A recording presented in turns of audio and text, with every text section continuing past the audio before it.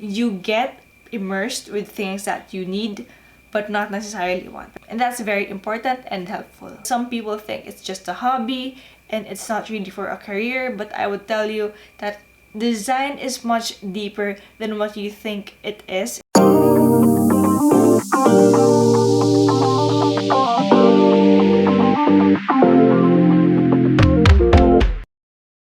Hey guys, what is up and welcome back to my channel. You're in The Designer Life with Ika. Na-miss ko to kasi parang 2 weeks ako wala or 3 weeks ako walang episode for this segment. And I was wondering what I will upload kasi it feels like I've been talking about the course and I don't know what to talk about anymore. Pero it's a good thing that you guys comment and share your stories, your struggles, what's in your head. A lot of you ask about taking multimedia arts as a course. Is it worth it or not? Should I study a full course or can I just do it online? Can I just do self-study? And dun ko nakuha yung idea for my content today. And I think it stems out from this world where we live in. Medyo digital na kasi yung mundo and you can learn everything online. You can get the resources, you can learn Adobe sa YouTube, all the graphic design, video editing, and ang dami na yung gigs open for designers, aspiring designers, or anybody who is willing to learn design. When I met different people from the corporate world and also people who are designers, they would always say that education is really important. Your education is as important as your portfolio. Sa totoong buhay naman guys, kapag nag-apply tayo, hindi lang portfolio yung sinasubmit natin. Nakalagay doon, send your CV, send your resume. So they look at your history, what you know, what you've been through in terms of learning and having the experience in design. And the real question here is why it's important to get into education, but we're entering a world of a skill-based industry. So let's talk about education versus experience. Ang dami nagsasabi na you get a lot of learnings from experience. Totoo naman na iba yung learnings na nakukuha mo when you really do it in the actual field and when you just study it in school. This probably stems from the idea that school is book-based and experience, it's, you do things there. Pero yung multimedia arts, very hands-on yung course na to. And so, I would say that it's not education versus experience, it's education and experience. They go hand in hand. When you're starting out, yung ticket mo to this world is your education. Since wala ka pang experience. Pero pag employee ka na, gusto mong lumipat sa isang company, you wanna go higher in terms of ranks, your experience is your ticket. Pero kailangan din natin i-process. If you go up the ranks, you don't just stop and get experience all the time. They tell you to study, to get masters, to get into certification courses. And what we have to learn is the difference of a school and an office or a company. What's the function of these two? So when you get into a company, they expect you to do things. They are not there to teach you the basics on how to operate. They hire you because you get things done so that you can help them reach their goal.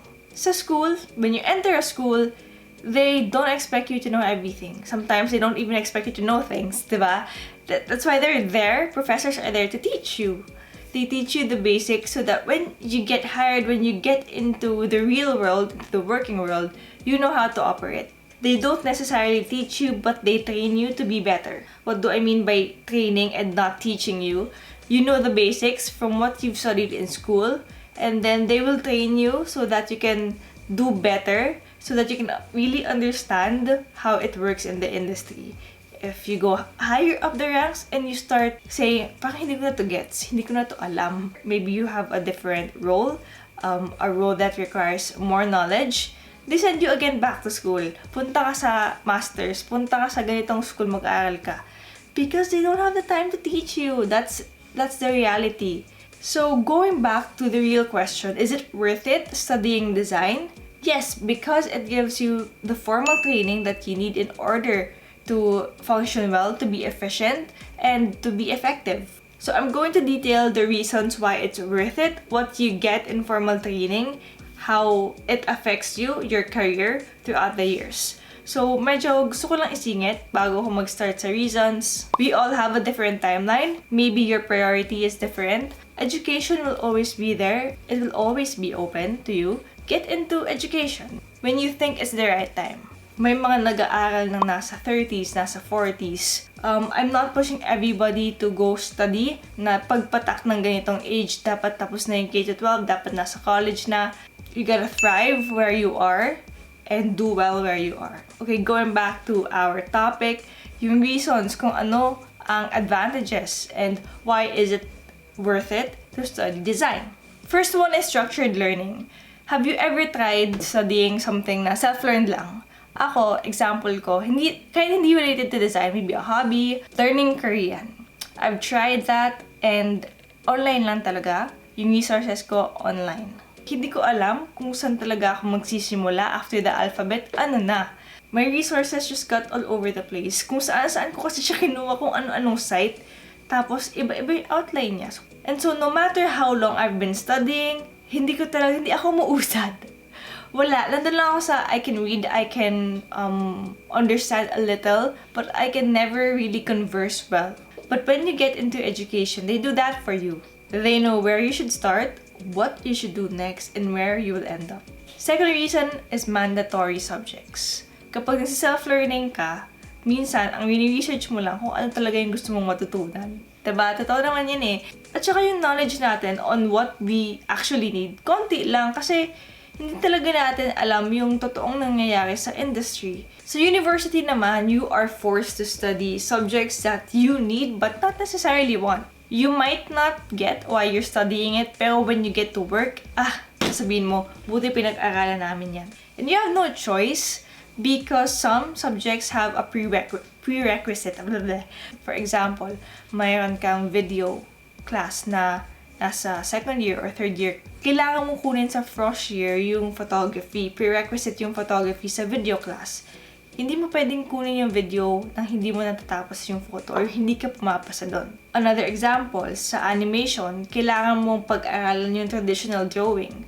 If you're not finished with that, yung anatomy ng human body or figure drawing, you can't get into your animation class. You get immersed with things that you need but not necessarily want. Pero kailangan mo talaga. And that's very important and helpful. Third one is practicing professors. So your professors or teachers are usually part-time and yung job talaga nila is nandun sa creative field out there.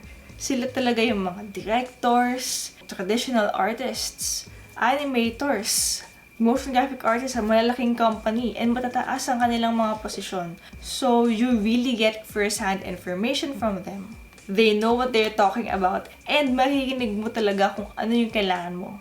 Perks of that, minsan pwede kang sumama sa shoot ng director mo, makikita mo talaga first-hand kung ano nangyayari sa film. There are a lot of opportunities na pwedeng mangyari and a lot of learning when you have practitioners as your professors. Definitely, they're strict. As in, kung ano yung nakikita nyo on TV, kung na yung mga directors na pwede kang sigawan, hindi ko siya nakanasan. Hindi ako nasigawan. Pero yung mga classmates ko nakita ko, wow, hindi ko kayo tinatakot. But the reality is, they want you to be better. And the important thing from these mentors, di ba, they give feedback. Yung mga works natin, binibigyan nila tayo ng tips, ng feedback on how to be better and how to improve. At dahil dyan, yung next ko naman na reason, magka-connect siya, we have spoon-fed information. Yung katulad ng sinabi ko kanina, even though everything's online, it's hard to research something you don't know. Sometimes we research on what we know, what people think are important, but not exactly what is relevant. And so in the university, you are given what you need, the resources also where you can get them. At hindi lang information na accessible, it's also accessible equipment, and that's our fifth reason. Sa face-to-face dati, you can borrow equipment sa school and use that for your projects, and at the same time, ginagamit talaga yon kapag may classes. Dun humihiram.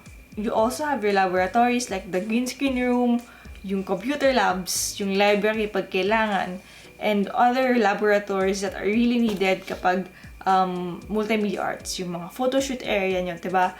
So, lahat to accessible sa inyo.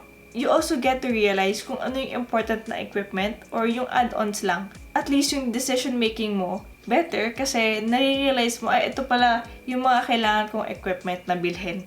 Ito medyo pang additional lang naman na feature, so I don't need to buy them. Sixth reason is resume-friendly. Having a degree has its edge.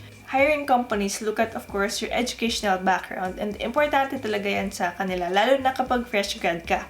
Kasi wala ka pang experience, kasama dito hindi lang academics, your co-curricular, are you a leader in nature, are you part of an organization, or are you part of a volunteer group, maybe you're part of the school council, diba yan, mga representatives, so they also look into those things.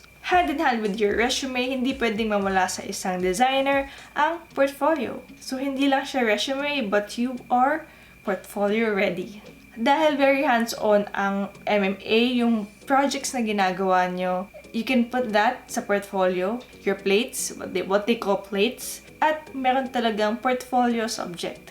So you get ready to present whatever you've done, like you're presenting it to your professor the same way you're going to present it to a company when you are in your hiring season. Sinasabi dyan kung ano yung worthy or not worthy. Parang lang siyang IG worthy ba to or hindi. Is it portfolio worthy or not? And the last one, of course, is OJT Absorption. So what does that mean? Pag pumunta ka, nag-attend ka ng on-the-job training sa isang company, you have more chances of winning. You have the opportunity para mag-start ng career doon. So, if you do well, pwede ka nilang i-hire as a regular employee. From intern, upgrade natin siya to employment. And usually, ang universities, may partner companies yan kung saan ka pwedeng mag-on-the-job training. Sometimes, other professors also hire for their companies, for their shoots, for their gigs, kasi nga they are practitioners. So, ang dami talagang opportunities. And that is it. Yun ang 8 reasons ko kung bakit worth it mag-study ng design sa isang university or to get into formal training. Hindi rin naman ako pala-aral, guys. As in, kung pwede lang mag-self-training, pero medyo sabog. If you really want a great career, try studying. And studying as in formal training or formal education. Ayun naman guys, so I hope na medyo nalinawan kayo kung worth it talaga mag-study ng design because some people think it's just a hobby and it's not really for a career, but I would tell you that design is much deeper than what you think it is. It's not just creating what is beautiful. It's not just aesthetics. It's really solving a problem. Again, I want to thank you guys for high engagement sa aking vlog, sa mga comments nyo. Kaya ako nagkakaroon ng idea kung anong sasabihin ko dito. So please don't hesitate to comment down below whatever is in your head. I will try my best to reply to you guys and to make videos or vlogs related to your queries or your questions. Again, thank you so much, and if you want to see more, don't forget to hit the red button down below and hit subscribe. This has been Ika. See you guys in my next vlog. Bye!